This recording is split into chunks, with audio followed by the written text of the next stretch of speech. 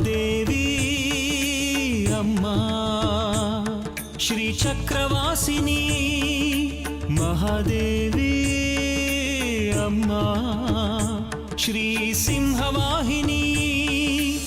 2 ದಿನ ದೇವಸ್ಥಾನದ ಬಾಗಿಲನ್ನ ಮುಚ್ಚಿಬಿಡು, ಯಾರು ಒಳಗೆ ಬರೋ ಹಾಗಿಲ್ಲ.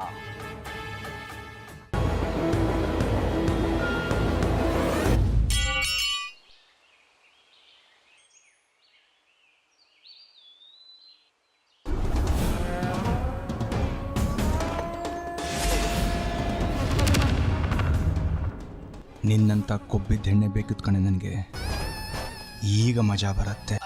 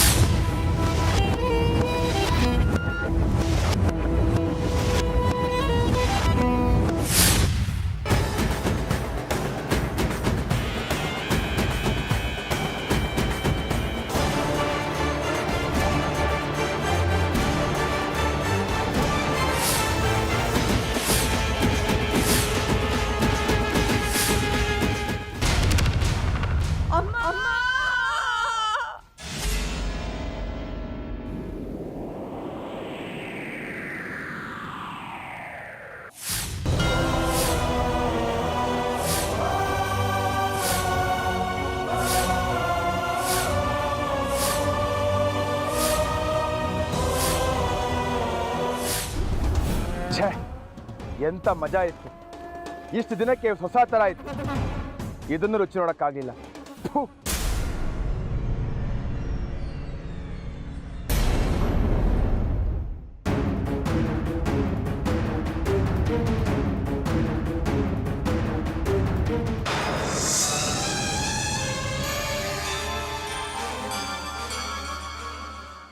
ಯಾಕೆ ನಿಂತ್ಬಿಟ್ಟೆ? ನಮ್ಗೆ ಸಮಯ ಇಲ್ಲ, ನಡಿ ಹೋಗೋಣ.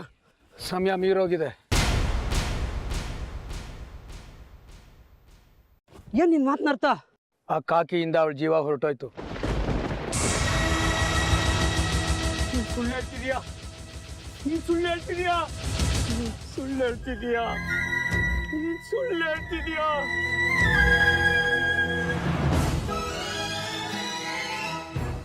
ನೀನ್ ಕಲ್ತಿರೋ ವಿದ್ಯೆ, ನೀನ್ ಕಲ್ತಿರೋ ಸಾಧ್ಯ ಎಲ್ಲ ಸಾರ್ಥಕ ಆಗ್ಬೇಕಂದ್ರೆ ಬದುಕ್ಸೋ ಅವಳನ್ನ. ನೀನು ಉಳಿಸಿದ ಋಣ ತೀರ್ಸ್ಬೇಕಂದ್ರೆ ಬದುಕ್ಸೋ ಅವಳನ್ನ. ನಾವು ಅನ್ನ ತಿಂದಿದ್ ಋಣ ತೀರ್ಸ್ಬೇಕಂದ್ರೆ ಬದುಕ್ಸೋ ಅವಳನ್ನ. ಬದುಕ್ಸೋ. ನೀನ್ ಬಲಿ ತಗೊಳ್ಳೋವರ್ಗಾದ್ರು ಆ ಹೆಣ್ಮಗಳ ಮುಖ ನೋಡ್ಕೊಂಡ್ರೆ ನಾ ಬದುಕ್ಸೋ. ಬದುಕ್ಸೋ ಅವಳನ್ನ. ಬದುಕ್ಸೋ. ಬದುಕ್ಸೋ. ಬದುಕ್ಸೋ ಅವಳನ್ನ. ಬದುಕ್ಸೋ. ಬದುಕ್ಸೋ.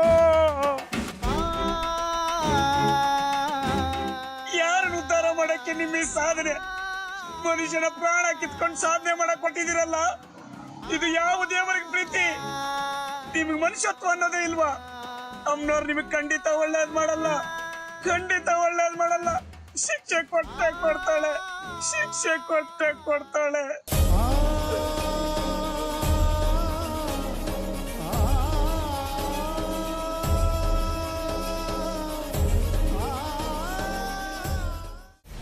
ಜಾಜಿ ಹೋಗಿದ್ದೆ ಜಾಜಿ.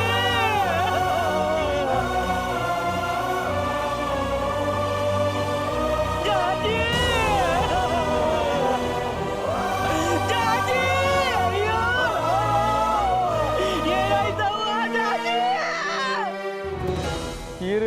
ಸತೀಶ ಹೆಂಗ್ಲ ಹೇಳೋದು?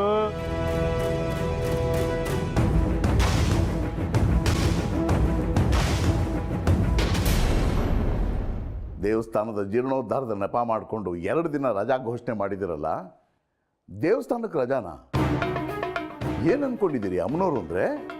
ಅಂತೂ ಆ ತಲೆಮಾಸದ ಜೊತೆ ಸೇರಿಕೊಂಡು ಅಮ್ಮನವ್ರಿಗೆ ದಿಗ್ಬಂಧನ ಹಾಕ್ಸ್ಬಿಟ್ರಿ. ಸಾಕು ಕಣ್ರಿ ನಿಮ್ಮ ಸಹವಾಸ, ಈ ಊರಿನ ಸಹವಾಸ, ಎಲ್ಲ ಸಹವಾಸವೂ ಸಾಕು. ಅಮ್ಮನವರೇ ಇಲ್ಲದೆ ಈ ಊರಿನಲ್ಲಿ ನನಗಿನ್ನೇನು ಕೆಲಸ? ಯಾರು ಸ್ತುತಿ ಮಾಡಲಿ, ಯಾರು ಪ್ರಾರ್ಥನೆ ಮಾಡಲಿ? ಅಪ್ಪನ ಆಸೆ ತೀರಿಸೋದಕ್ಕೋಸ್ಕರ ಏನೋ ಸಾಧನೆ ಮಾಡ್ತೀನಿ ಅಂತ ಹೇಳಿ ಈ ಊರಿಗೆ ಬಂದೆ, ನಿಮ್ಮ ಸಹವಾಸ ಮಾಡಿದೆ. ಇಲ್ಲ, ಏನೂ ಆಗಲಿಲ್ಲ. ಅದ್ರ ಬದಲಿಗೆ ನಿಮ್ಮ ಪಾಪ ಕೃತ್ಯಗಳನ್ನೆಲ್ಲ ನನ್ನ ಕಣ್ಣಿಂದ ನೋಡೋ ಹಾಗಾಯಿತು. ಆ ಮಹಾತಾಯಿನೇ ಕಟ್ಟು ಹಾಕುವಂಥ ಈ ಊರಿನಲ್ಲಿ ಇನ್ನು ಭಕ್ತರಿಗೆ ಎಲ್ಲಿದೆ ರಕ್ಷಣೆ? ನಾವು ಹೊರಡ್ತೀನಿ. ಬೇಡಿ ದೇಶಕ್ಕೆ, ನಾನು ತಪ್ಪು ಹಿಡಿದಾಗಲೆಲ್ಲ ಸರಿ ದಾರಿಗೆ ತರೋಕ್ಕಿದ್ದವ್ರು ನೀವೊಬ್ಬರೇ. ಈಗ ತಪ್ಪು ಮಾಡ್ತೀನಿ ನಿಜ, ಆದರೆ ಅದು ಯಾಕೆ ಮಾಡಿದೆ ಅಂತ ನಿಮಗೆ ಚೆನ್ನಾಗಿ ಗೊತ್ತು. ಗೊತ್ತು ಕಣ್ರಿ, ಗೊತ್ತು. ಆದರೆ ಶ್ರೀಚಕ್ರ ನಿಮಗೆ ದಕ್ಕೋದಿಲ್ಲ. ಆ ದುಷ್ಟ ಲಪಟಾಯಿಸ್ತಾನೆ ನೋಡ್ತೀರಿ, ಅದಕ್ಕೆ ನಿಮ್ಮಿಂದ ಎಲ್ಲ ಕೆಲಸ ಮಾಡಿಸ್ತೀಯ ನಾನು. ಇಲ್ಲ ಇಲ್ಲ, ಅದೆಲ್ಲ ಸಾಧ್ಯನೇ ಇಲ್ಲ. ಶ್ರೀಚಕ್ರಕ್ಕೋಸ್ಕರನೇ ನಾನು ಇಷ್ಟೆಲ್ಲ ಮಾಡ್ತಾ ಇರೋದು. ಅದು ಹೇಗೆ ಅವನು ಪಡ್ಕೊಳ್ತಾನೆ? ಸಾಧ್ಯನೇ ಇಲ್ಲ. ಶ್ರೀಚಕ್ರ ಏನಿದ್ರು ನನ್ನ ಕೈವಶವಾಗಬೇಕು. ಅದಾಗಬೇಕು ಅಂದರೆ ಮೊದಲು ಆ ಯಮಘಾತಕನನ್ನ ಊರಿಂದ ಒದ್ದೋಡಿಸಿ, ಅಮ್ಮನವ್ರಿಗೆ ಹಾಕಿರೋ ದಿಗ್ಬಂಧನನ ಬಿಡಿಸಿ. ಅಮ್ಮ ಬರೆದ್ರೆ, ನೀವು ಸ್ವಾರ್ಥ ಬಿಟ್ಟರೆ ಆ ಮಹಾತಾಯಿನೇ ಶ್ರೀಚಕ್ರ ತಂದು ನಿಮ್ಮ ಕೈಗೆ ಒಪ್ಪಿಸ್ತಾಳೆ.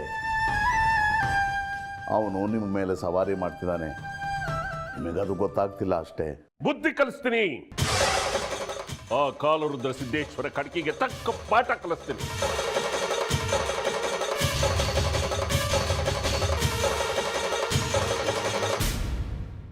ಅಮ್ಮ ಅಮ್ಮ, ಯಾಕೋ ಇಷ್ಟು ಬೇಗ ಬಂದ್ಬಿಟ್ಟೆ? ದೇವಸ್ಥಾನಕ್ಕೆ 2 ದಿವಸ ರಜಾ ಅಮ್ಮ. ಏನೋ ಜೀರ್ಣೋದ್ಧಾರದ ಕೆಲಸ ಮಾಡ್ತಿದ್ದಾರೆ. ಉತ್ಸವದ ವೇಳೆ ಅದೆಂಥದೋ ಜೀರ್ಣೋದ್ಧಾರ. ನಮಗೆ ಯಾಕಮ್ಮ, ಅದರಿಂದ ನಮಗೆ ಅನುಕೂಲ ಆಯ್ತಲ್ವಾ? ನಾಳದ್ದು ಮನೇಲಿ ಪೂಜೆ, ಎಷ್ಟು ಕೆಲಸಗಳಿರುತ್ತೆ. ಅಮ್ಮನವರೇ ಸಹಾಯ ಮಾಡಿದ್ರು ಅಂದ್ಕೊಳ್ಳೋಣ ಅಲ್ವಾ? ಅದು ಸರಿಯೇನು, ಆದರೆ ನೀನು ಹುಷಾರಾಗಿರ್ಬೇಕಮ್ಮ. ಯಾಕಪ್ಪ? ಸುಂದರಿ 1000 ಪ್ರಶ್ನೆ ಕೇಳ್ತಾಳೆ. ಯಾಕೆ ಪೂಜೆ, ಏನು ಪೂಜೆ ಇದು ಅಂತ. ನೀನು ಕೆರಳೋ ಹಾಗೆ ಅವಳು ಮಾತಾಡಬಹುದು, ಆದರೆ ಅಪ್ಪಿತಪ್ಪಿ ನೀನು ಸತ್ಯ ಹೇಳ್ಬಿಡ್ಬೇಡಮ್ಮ. ಆಯ್ತಪ್ಪ, ನಾನು ಬಾಯಿನ ಹೊಲ್ಕೊಂಡು ಬಿಟ್ಟಿರ್ತೀನಿ. ಅಷ್ಟೇ ಅಲ್ಲ, ಪಾಡ್ಯದ ಹಿಂದಿನ ದಿವಸ ಅಮಾವಾಸ್ಯೆ. ಸುಂದರಿ ಮನೆಯಿಂದ ಹೊರಗಡೆ ಹೋಗಿದಾಗ ನಾವು ನೋಡ್ಕೋಬೇಕು. ಹೌದೌದು, ಗೊತ್ತು ಕಣಪ್ಪ. ಶೆಟ್ರಂಗಡಿಗೆ ಹೋಗಿ ಬರ್ತೀನಿ, ಚೀಲ ತಂದ್ಕೊಡು. ಆಯ್ತು ಕಣ.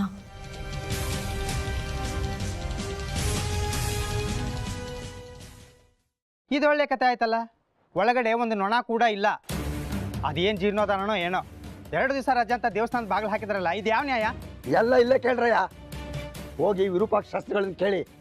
ಏಕಚಕ್ರಾಧಿಪತಿ ಅವ್ರದ್ದು. ದಿನಕ್ಕೊಂದ್ಸಲ ಅಮ್ಮನವ್ರ ಮುಖ ನೋಡಲಿಲ್ಲ ಅಂದರೆ ನನಗೆ ಸಮಾಧಾನನೇ ಇರಲ್ಲ. ಈ ಶಾಸ್ತ್ರಿಗಳು ಯಾಕೆ ಹಿಂಗೆ ಮಾಡಿದ್ರು? ಯಾರಿಗೂ ಸುಳುವು ಕೊಡದೆ ಆಡಳಿತ ಮಂಡಳಿಗೂ ತಿಳಿಸ್ದೆ ಬಾಗಿಲು ಹಾಕಿದ್ದಾರೆ. ದೇವಸ್ಥಾನದ ಲೆಕ್ಕದ ಪುಸ್ತಕ ಎಲ್ಲ ನನ್ನ ಮನೆಯಲ್ಲೇ ಇದೆ. ಇನ್ನೂ 2 ದಿವಸದ ಬಾಕಿ ಲೆಕ್ಕ ಮಾಡಬೇಕು ಅಂದ್ರೆ ನನ್ನ ಹೆಣ ಬಿದ್ದು ಹೋಗುತ್ತೆ. ಬರೋ ಭಕ್ತರಿಗೆಲ್ಲ ದೇವಸ್ಥಾನ ಬಾಕ್ಲು ಹಾಕಿರೋದಕ್ಕೆ ಕಾರಣ ಹೇಳಿ ಹೇಳಿ ನನಗೆ ರೋಸತ್ತೋಗಿದೆ. ದೇವಸ್ಥಾನ ನಮಗೂ ಒಂಥರ ಅರಟೆ ಕಟ್ಟಾಗಿತ್ತಪ್ಪ. ಎಲ್ಲರೂ ಸಿಗ್ತಾ ಇದ್ರು. ನಾನು ಸಣ್ಣದಾಗಿ ವ್ಯವಹಾರ ಮಾಡ್ಕೋತಾ ಇದ್ದೆ. ಈಗ ಅದಕ್ಕೂ ಕಲಿಬಿತ್ತು. ಹೋಗಿ ಕೇಳಬೇಕು ವಿರೂಪಾಕ್ಷ ಶಾಸ್ತ್ರಿಗಳನ್ನ, ಅದೇನು ಜೀರ್ಣೋದ್ಧಾರ ಮಾಡ್ತಾ ಇದ್ದಾರೆ ಅಂತ. ಎಲ್ಲ ತುತ್ತೂರಿ ಇಲ್ಲೇ ಓದಿ. ಬೆಕ್ಕಿಗೆ ಗಂಟೆ ಕಟ್ಟೋರು ಯಾರು? ಅವ್ರ ಹತ್ರ ಹೋಗಿ ಕೇಳೋದಕ್ಕೆ ಯಾರಿಗೆ ಧೈರ್ಯ ಇದೆ? ಬೆಳಿಗ್ಗೆ ಎದ್ದು ದೇವಸ್ಥಾನದ ಕೆಲಸಕ್ಕೆ ಅಂತ ಬಂದ್ಬಿಟ್ರೆ ಊಟ ತಿಂಡಿ ಎಲ್ಲ ಇಲ್ಲೇ ಆಗಿರೋದು. ಈಗ ನೋಡಿ, ಮನೆಗೆ ಅಕ್ಕಿ ಬೇಳೆ ಎಲ್ಲ ತೊಗೊಂಡು ಹೋಗ್ಬೇಕು. ಕರ್ಮ ಕಣ್ರಿ. ಈಗೇನು ಹೋಗ್ಬಿಟ್ಟು ವಿರೂಪಾಕ್ಷ ಶಾಸ್ತ್ರಿಗಳನ್ನ ಕೇಳೋಣವಾ? ನೀವು ಹೋಗ್ಬಿಟ್ಟು ಬನ್ನಿ. ಅಲ್ಲಿ ಏನಾಯ್ತು ಅಂತ ನನಗೆ ತಿಳ್ಕೊಂಡು ಹೇಳಿ. ನೀವೇನೇ ನಿರ್ಧಾರ ತಗೊಂಡ್ರು ನಂದು ಒಪ್ಪಿಗೆ ಇದೆ. ಏ ಜಿಗೆ, ಅವ್ರನ್ನ ಬಿಟ್ಟಾಕೋ. ನಡಿ, ನಾವಿಬ್ರು ಹೋಗೋಣ. ನಾನಾ? ಹ್ಞೂ, ನೀನೇ. ನನ್ನ ಮುಖ ಕಂಡ್ರಾಗಲ್ಲ ಶಾಸ್ತ್ರಿಗಳಿಗೆ. ನಾನು ಕುಡಿದೇ ಹೋಗ್ಲಿ, ಯಾವಾಗಲೂ ಕುಡ್ದಿದ್ಯಾ ಅಂತಾನೆ ಬೈತಾರೆ. ನಾನು ಬಂದು ಏನು ಪ್ರಯೋಜನ ಆಗಲ್ಲ. ನೀನು ಹೋಗಿ ಎಲ್ಲ ವಿಚಾರಿಸ್ಕೊಂಡು ಬಾ. ಆಮೇಲೆ ಏನಾಯ್ತು ಅಂತ ಹೇಳು. ಯಾಕೋ ಭಾಳ ತಲೆ ಕೆಡ್ತಾ ಇದೆ. ಹೋಗೊಂದು 6 ಹಾಕೊಂಡ್ಬಂದ್ಬಿಡ್ತೀನಿ. ಆಮೇಲೆ ಏನಾಯ್ತು ಅಂತ ನೀನು ಹೇಳಪ್ಪ ನನಗೆ. ಬರಲ್ಲ? ಏ ಜಗೆ ಛೇ, ಇಬ್ರು ಏನೋ ಒಂದು ನೆಪ ಹೇಳ್ಬಿಟ್ಟು ತಪ್ಪಿಸ್ಕೋತಾ ಇದ್ದೀರಾ. ನಾನು ಯಾಕೆ ವಿರೂಪಾಕ್ಷ ಶಾಸ್ತ್ರಿಗಳನ್ನ ಎದುರು ಹಾಕೋಬೇಕು? ನಾನು ಹೋಗಲ್ಲ. ಅಮ್ಮ ಮಹಾಕಾಳಿ, ನಿನ್ನ ಪೂಜೆಗೆ ಸರ್ವ ಸಿದ್ಧತೆಗಳು ಆಗಿದೆ. ಇನ್ನೇನು ಬಲಿ ಬರುತ್ತೆ. ನನ್ನ ಪೂಜೆಗೆ ವಿಘ್ನ ಆಗಿದ್ದ ಅಮ್ಮನವರ ದಿಗ್ಬಂಧನ ಆಗಿದೆ. ಇನ್ನು ಪೂಜೆ ಮುಗಿಯೋವರೆಗೂ ಅವಳು ಅಲ್ಲಾಡೋ ಹಾಗಿಲ್ಲ. ಇನ್ನು ಜಯ ನಮ್ದೇ, ಶ್ರೀಚಕ್ರ ನನ್ನದೇ. ಖಡ್ಕೆ, ಈಗ ನಿನ್ನ ಮಾತುಗಳನ್ನ ಕೇಳೋದಕ್ಕೆ ನನಗೆ ಸಂಯಮ ಎರಡೂ ಇಲ್ಲ. ನಾನು ಹೇಳೋದನ್ನ ಜಾಗ್ರತೆಯಿಂದ ಕೇಳಿಸ್ಕೊ. ಈಗ ನಾನು ಪೂಜೆ ಶುರು ಮಾಡ್ತಿದ್ದೀನಿ. ನಾಳೆ ರಾತ್ರಿ ನನ್ನ ಪೂಜೆ ಮುಗ್ದು ಮಹಾಬಲಿಯಾಗಿ ನಾನು ನನ್ನ ಶಕ್ತಿಗಳನ್ನ ಮರಳಿ ಪಡೆಯೋವರೆಗೂ ಯಾರು ನನಗೆ ವಿಘ್ನ ಒಡ್ಬಾರ್ದು, ಮಾತಾಡ್ಸ್ಬಾರ್ದು. ಯಾವುದೇ ಕಾರಣದಿಂದಲೂ, ನಿನ್ನಿಂದಲೂ, ನನ್ನ ಶಿಷ್ಯನಿಂದಲೂ, ಯಾರಿಂದಲೂ ನನ್ನ ಪೂಜೆಗೆ ಅಡ್ಡಿ ಆಗಬಾರ್ದು. ಅದಕ್ಕೆ ನೀನೇ ಕಾವಲಿ ಇರಬೇಕು. ಮಣಿಕಂಠ ಬಲಿಕನ್ಯೆಯನ್ನು ಕರ್ಕೊಂಡು ಬಂದ್ಮೇಲೆ ಅವಳನ್ನ ಮಂಡಲದಲ್ಲಿ ದಕ್ಷಿಣಾಭಿಮುಖವಾಗಿ ಮಲಗಿಸ್ಬೇಕು. ಮತ್ತಿನ್ನೇನು ಮಾತ್ಬೇಡ.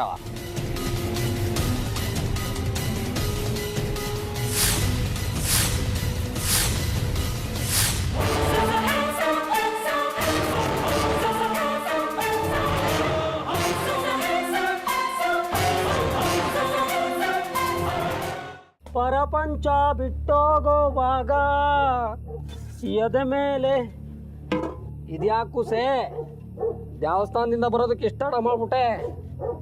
ಇವತ್ತು ಯಾಕೋ ಬೋ ಹೊಟ್ಟೆ ಸೀತಾ ಇದ್ದಕ್ಕವ್ವ. ಹುಡ್ತಾಗಿಂದ ಇಷ್ಟು ಹಸುವಾಗಿದ್ದೇ ಇಲ್ಲ. ಅದಕ್ಕೆ ನೋಡು, ಪಾತ್ರೆ ಒಳಗೆ ಏನಾರು ಮಡಗಿರ್ತೀಯನ ಅಂತ ತಡ್ಕಾಡ್ತೀವನಿ. ಹಾಂ, ಲೇ ಮಾದ, ನೀನೇನಾ? ನಾನು ನನ್ನ ಕೂಸೆ ಬಂತೇನೋ ಅನ್ಕೊಂಡ್ಬಿಟ್ಟೆ. ಹಾಂ, ಇದ್ಯಾಕೆ ಕೂಸೆ ಅಲ್ಲಿ ಕೂತಿದೀಯೇ? ಹೊಟ್ಟೆ ಹಸಿತಾ ಇದ್ದಕ್ಕವ್ವ. ಬವ್ವ ಏನಾರು ಇಟ್ಟು ಸಾಕು. ಲೇ ಮಾದ, ಬರೋದು ಬಂದಿದ್ಯಾ? ಇಲ್ಲೇ ಉಂಟ್ಕೊಂಡು ಹೋಗ್ಲಾ? ಇದ್ಯಾಕ್ರಲ್ಲ ಹಟ್ಟಿ ಮುಂದೆ ಹಿಂಗೆ ಜಮಾಯಿಸ್ಬಿಟ್ಟಿದ್ದೀರಿ?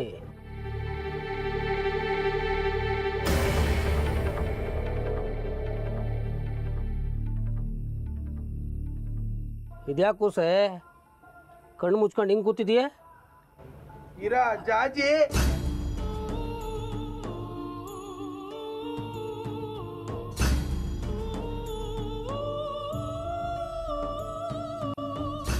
ಏನು ಆಟ ಕಟ್ತಿದೀಯೇ? ಆ ಎದ್ ನಡಿ ಒಳಕ್ಕೆ, ಹಸುವಾಗ್ತಾ ಇದ್ದದು. ಏನಾರು ಇಟ್ಟು ಸಾಕು. ನಡಿ ಅಂತ ಹೇಳಿದ್ನಲ್ಲ. ನಡಿ ಒಳಿಕೆ.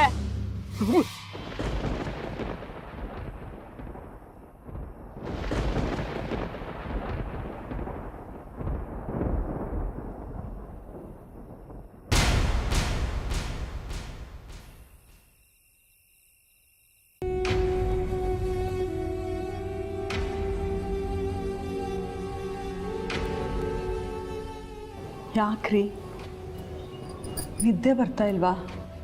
ಆಗಲೇ ಸರಿ ಹೊತ್ತಾಯ್ತು. ಹೇಗೆ ಬರುತ್ತೆ ಲಲಿತಾ? ನಾಳೆ ಬೆಳಗ್ಗೆ ಹರಿದ್ರೆ ಅಮಾವಾಸ್ಯೆ. ನಿನ್ನ ತಮ್ಮ ಸುಂದ್ರಿ ನುಡಿಸೋಕ್ಕೆ ಪೂಜೆ ಮಾಡ್ತೀನಿ ಅಂತ ಹೇಳಿದ್ದಾನೆ. ಅಕಸ್ಮಾತ್ ಆ ಪೂಜೆ ಫಲ ಕೊಡದೇ ಇದ್ರೆ ಇನ್ನೊಂದು ಪ್ರಯತ್ನ ಅಂತ ನೀವು ಅಲ್ಮೂರಾಗ ಹೊರಟಿದ್ದೀರಾ ಅಲ್ವಾ? ಅಕಸ್ಮಾತ್ ಅದು ಫಲಿಸದೇ ಇದ್ರೆ? ಫಲಿಸತ್ತೆ ಅಂತ ಯಾವಾಗಲೂ ಅಂದ್ಕೋಬೇಕು. ಯಾವುದೋ ಒಂದು ಕೆಲಸ ಆಗತ್ತೆ ಅಂತ ಅಂದ್ಕೊಂಡ್ರೆ ಆಗತ್ತೆ, ಆಗೋದಿಲ್ಲ ಅಂತ ಅಂದ್ಕೊಂಡ್ರೆ ಆಗೋ ಕೆಲಸನೂ ಆಗೋದಿಲ್ಲ. ತಾಯಿಯಾಗಿ ನಿನಗಿರೋಷ್ಟು ಧೈರ್ಯನೂ ನನಗಿಲ್ಲದೆ ಹೋಯ್ತು ನೋಡು. ಇದು ಯಾವುದು ಆಗದೆ ಇದ್ದರೆ ಆ ಮಹಾತಾಯಿನೇ ನನಗೆ ಭರವಸೆ ಕೊಟ್ಟಿದ್ದಾಳೆ. ಅವಳೇ ನನಗೆ ದರ್ಶನ ನೀಡಿ ಹಣ್ಣು ಕೊಟ್ಟು ಏನೂ ತೊಂದರೆ ಆಗೋದಿಲ್ಲ ಅಂತ ಹೇಳಿದ್ದಾಳೆ. ಅಲ್ಲಿಗೆ ನಮ್ಮ ಸುಂದರಿಗೆ ಏನೂ ಆಗೋದಿಲ್ಲ, ನೀವು ಚಿಂತೆ ಮಾಡಬೇಡಿ. ಆದರೆ ಅಮ್ಮನವರು ಒಂದು ಹಣ್ಣನ್ನು ಕೊಟ್ಟು ಅದನ್ನು ವಾಪಸ್ ತಗೊಂಡು ಬೇರೆ ಹಣ್ಣನ್ನು ಕೊಟ್ಟರು ಅಂತೆ. ಆ ಮೊದಲನೇ ಹಣ್ಣೇ ಸುಂದರಿ ಆಗಿದ್ದಿದ್ರೆ ಆ ಹಣ್ಣನ್ನೇ ವಾಪಸ್ ಕೊಡಬೇಕಿತ್ತು. ಅದನ್ನು ತಗೊಂಡು ಬೇರೆ ಹಣ್ಣನ್ನು ಯಾಕೆ ಕೊಟ್ಟರು ಅಮ್ಮನವರು? ಈಗ ನಿಮ್ಮ ಮನಸ್ಸಿನಲ್ಲಿ ಸುಂದ್ರಿ ಉಳಿಯೋದಿಲ್ಲ ಅಂತ ಹಚ್ಕೊಂಡಿದ್ದೀರಿ. ಅದಕ್ಕೆ ನಿಮಗೆ ಎಲ್ಲ ವಿರುದ್ಧವಾದ ಯೋಚನೆಗಳೇ ಬರುತ್ತೆ. ಹಾಗಲ್ಲ ಲಲಿತಾ, ನಾವು ಎಷ್ಟೆಷ್ಟೇ ಪ್ರಯತ್ನ ಪಟ್ಟರು ಸುಂದರಿ ಸಾವನ್ನು ತಪ್ಪಿಸೋಕ್ಕಾಗಲ್ಲ ಅಂತ ಖಡಾಖಂಡಿತವಾಗಿ ದೇಶಿಕರು ಹೇಳ್ತಿದ್ದಾರೆ. ಅದು ಭಯ ತರಿಸ್ತಿರೋದು. ನೀವು ಸುಮ್ಮನೆ ಏನೇನೋ ಯೋಚನೆ ಮಾಡಿ ಸೊರಗ್ತಾ ಇದ್ದೀರಾ. ನಮ್ಮ ಸುಂದ್ರಿಗೆ ಏನೂ ಆಗೋದಿಲ್ಲ ಅಂತ ನನ್ನ ಒಳ ಮನಸ್ಸು ಹೇಳ್ತಾ ಇದೆ. ಅಮ್ಮನವ್ರು ಖಂಡಿತ ನಮ್ಮ ಕೈ ಬಿಡೋದಿಲ್ಲ.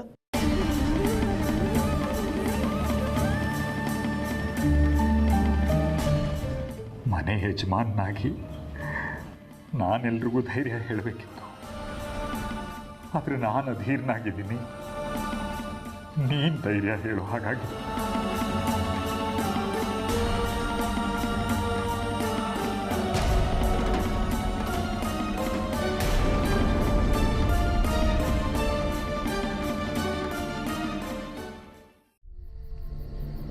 ಈ ಕತ್ಲಲ್ಲಿ ಈ ಕಾಡಲ್ಲಿ ಯಾಕೆ ಹೋಗೋದು? ಗುರುಗಳಿಗೆ ಈ ವಿಷಯನ ಮುಂಚಿತವಾಗಿ ತಿಳಿಸೋದು ಒಳ್ಳೇದು. ಇಲ್ಲಿಂದ 10 ಮೈಲಿ ನಡೆದ್ರೆ ರಸ್ತೆ ಸಿಗುತ್ತೆ. ಯಾವ್ದಾದ್ರು ಗಾಡಿ ಹತ್ಕೊಂಡು ಊರು ಸೇರ್ಕೊಳ್ಳೋಣ. ನನ್ನ ಕೈಲಾಗಲ್ಲ. ಹಾಗಾದರೆ ರಾತ್ರಿ ಎಲ್ಲ ಇಲ್ಲೇ ಇದ್ದು ಬೆಳ್ಕದ ಮೇಲೆ ನೀನು ಬಾ. ಒಬ್ಬನೇನಾ? ಅಯ್ಯಯ್ಯೋ, ಈ ಕಾಡಲ್ಲಿ ಅದಕ್ಕಿಂತ ನಿನ್ನ ಜೊತೆ ಬರೋದೇ ವಾಸಿ. ನಡಿ ನಡಿ.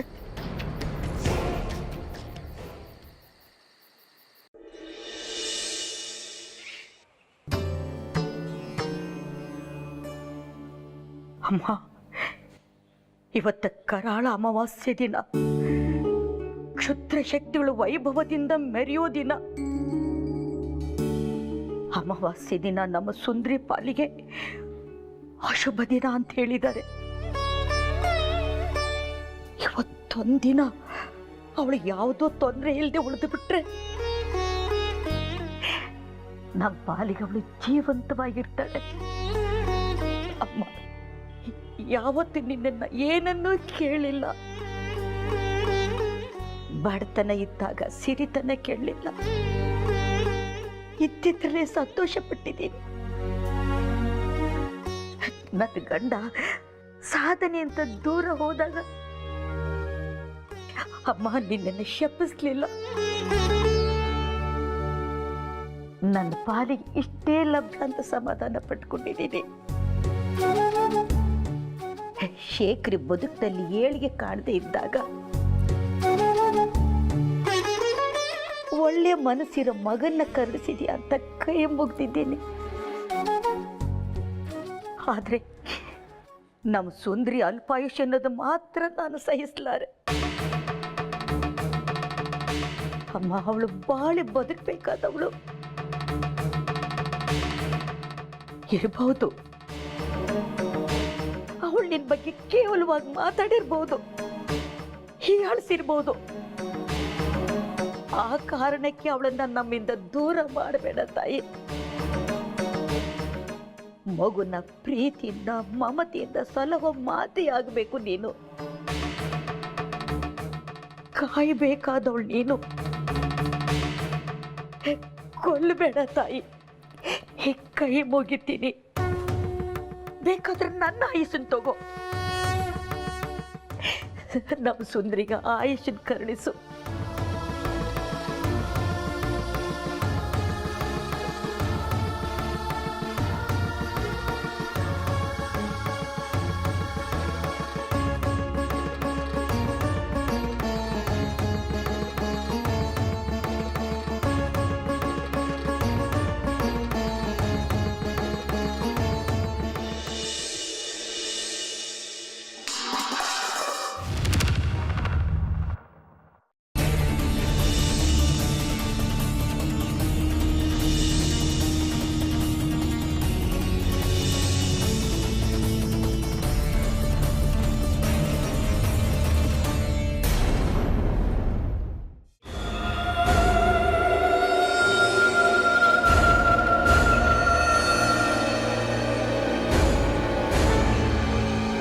ಸದ್ಯ ಧ್ಯಾನದಲ್ಲಿದ್ದಾರೆ.